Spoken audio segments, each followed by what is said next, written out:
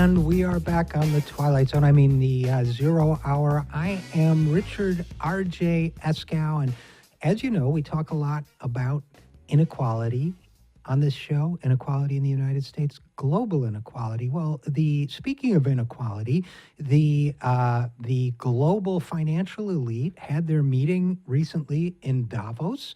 Here at home, we've got Davos. Internationally, we've got Davos. The Davos financial elite met, and just to show you that they're not all greedy and selfish, they did something to show how empathetic they are at Davos.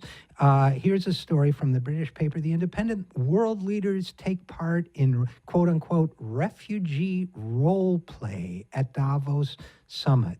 That's right. A workshop was held in order to create an emotional connection with refugees, which would be, quote, according to the organizers, quote, far more lasting than data and rhetoric. So the enormously wealthy attendees at Davos, there's a picture here of them crawling through some sawdust and what looks like straw thrown on the floor. The workshop was called A Day in the Life of a Refugee. It was a simulated 75-minute workshop for some of Davos's 2,500 delegates, and it was designed to, quote, recreate some of the struggles and choices refugees face to survive.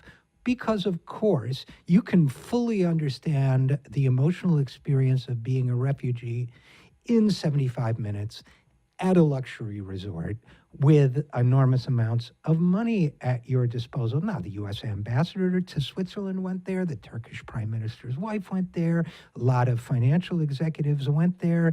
And a spokesman for the group that put on the event said, quote, dead bodies, gunfire, and orders shouted in foreign languages can unsettle participants and lead to a deeper empathy of the challenges of real refugees. And then I suppose they all join in singing, "It's a Small World After All." Look, I'm all for empathy, but you know what, Davos people, if your empathy is not accompanied by genuine sacrifice in order to alleviate the suffering of millions of refugees and tens of millions of people in deep poverty, perhaps hundreds of millions of people in deep poverty, in fact, definitely hundreds of millions of people.